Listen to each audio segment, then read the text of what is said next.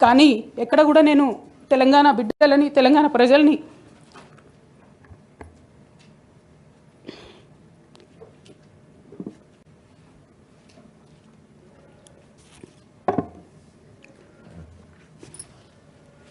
వాళ్ళను డిసప్పాయింట్ చేయదు కాబట్టి నవ్వుతూ పనిచేస్తూ వెళ్ళిపోయిన అధ్యక్ష ఇప్పుడు నా దగ్గరికి ఎప్పుడు పెద్దవాళ్ళు పైరవికారులు కాంట్రాక్టర్లు ఎవరు రాలేదు అధ్యక్ష.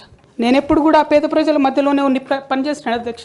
నా దగ్గరికి వచ్చినటువంటి బీడీ కార్మికులు కావచ్చు, బీడీ టేకేదారులు కావచ్చు, అంగన్వాడీ టీచర్లు కావచ్చు, ఆశా వర్కర్లు కావచ్చు, ఐకేపీ ఎంప్లాయీస్ కావచ్చు అధ్యక్ష, అదేవిధంగా జిహెచ్ఎంసీ కార్మికులు కావచ్చు అధ్యక్ష, టీచర్లు కావచ్చు అధ్యక్ష, నిరుద్యోగులు కావచ్చు, ఆడబిడ్డలు కావచ్చు, సింగరేణి ఉద్యోగులు కావచ్చు, కరెంట్ ఎంప్లాయీస్ కావచ్చు, ఎవరు వచ్చినా అధ్యక్ష నేను కాదనకుండా నాకెంత వీలైతే అంత పనిచేసి పెట్టేటటువంటి ప్రయత్నం చేసిన అధ్యక్ష. అయినా సరే అధ్యక్ష పార్టీ మౌత్ పీసులుగా ఉండేటటువంటి పార్టీ పేపర్లు, పార్టీ ఛానళ్ళు ఏ ఒక్కరు కూడా ఎన్నడూ కూడా మద్దతు ఇవ్వలేదు అధ్యక్ష. అయినా సరే ధైర్యం వదులుకోకుండా మొక్కువని ప్రయత్నంగా నేను ప్రయత్నం చేస్తూనే వెళ్ళాను అధ్యక్ష. తెలంగాణ రాకముందు బీఆర్ఎస్ ప్రభుత్వం ఏర్పడకముందు ఒక మాట అనుకున్నాం అధ్యక్ష. కేసీఆర్ గారే పదే పదే ఈ మాట చెప్పారు. ఉమ్మడి రాష్ట్రంలో మనకు కాంట్రాక్ట్ వ్యవస్థ వచ్చింది, మరి కాంట్రాక్ట్ ఎంప్లాయీస్తోని, అవుట్సోర్సింగ్ ఎంప్లాయీస్తోని దేశానికి నష్టం జరుగుతుంది, రాష్ట్రానికి నష్టం జరుగుతుంది, అందరికన్నా ఎక్కువ తెలంగాణ యువకులకు నష్టం జరుగుతుందని చెప్పారు అధ్యక్ష. ఆనాడు వారు సరదాగా ఒక మాట అనేవాళ్ళు, అందరికీ కాంట్రాక్ట్ పోస్ట్ ఉంది, మరి ముఖ్యమంత్రికి కూడా కాంట్రాక్ట్ పోస్ట్ ఉంటుందా అని చెప్పి ప్రశ్నించేవారు అధ్యక్ష. కానీ తెలంగాణ వచ్చిన తర్వాత 10 ఏళ్లలో కూడా కాంట్రాక్ట్ వ్యవస్థను మనం రద్దు చేసుకోలేకపోయినాం అధ్యక్ష. అది కాకుండా అవుట్సోర్సింగ్ ఎంప్లాయీస్, అవుట్సోర్సింగ్ వ్యవస్థను పెంచి పోసిపోయినాం అధ్యక్ష. బాధతో చాలా ఆవేదనతో నేను ఈ మాటలు చెప్తా ఉన్నా అధ్యక్ష.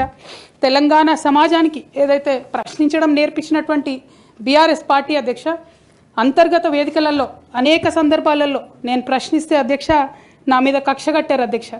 కేసీఆర్ గారు చుట్టూ ఉన్నటువంటి కొందరు వ్యక్తులు, తప్పక చెప్తున్నాను అధ్యక్ష ఈ మాట, ఎందుకంటే భారతదేశ రాజ్యాంగం ప్రకారం రాజకీయ పార్టీలు ఏవైనా కూడా ప్రజలకు ఒక దిక్సూచిగా నిలవాలి అధ్యక్ష, ప్రజలకు ఒక దారిదీపంగా నిలవాలి.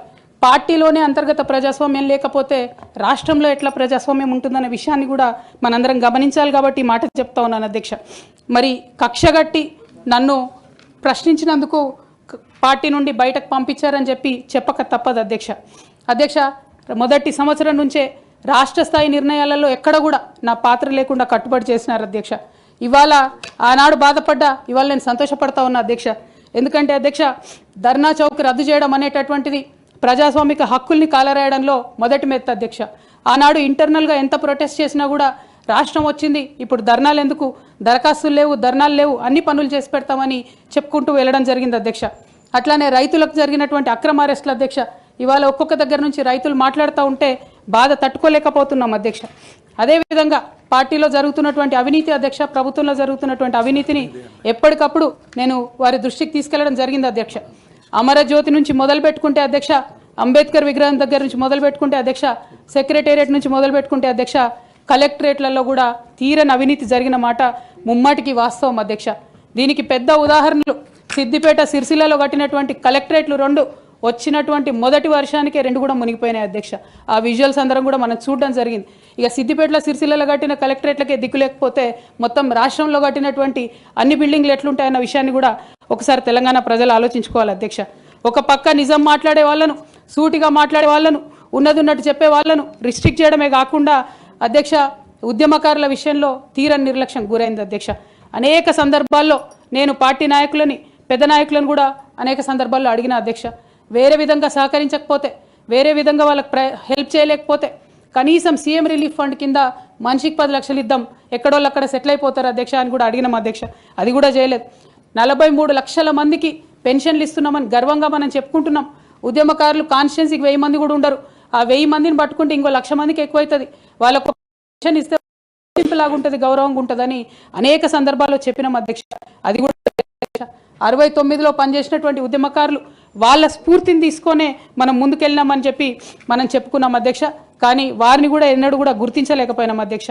అదేవిధంగా విద్య విషయంలో అధ్యక్ష మన మెయిన్ ట్యాగ్ లైన్ నీళ్లు, నిధులు, నియామకాలు అనేటటువంటి మన మెయిన్ ట్యాగ్ లైన్ ఏదైతే ఉంటుందో అధ్యక్ష, అన్నిటినీ కూడా గండుగొట్టుకుంటూ పోయినాం అధ్యక్ష.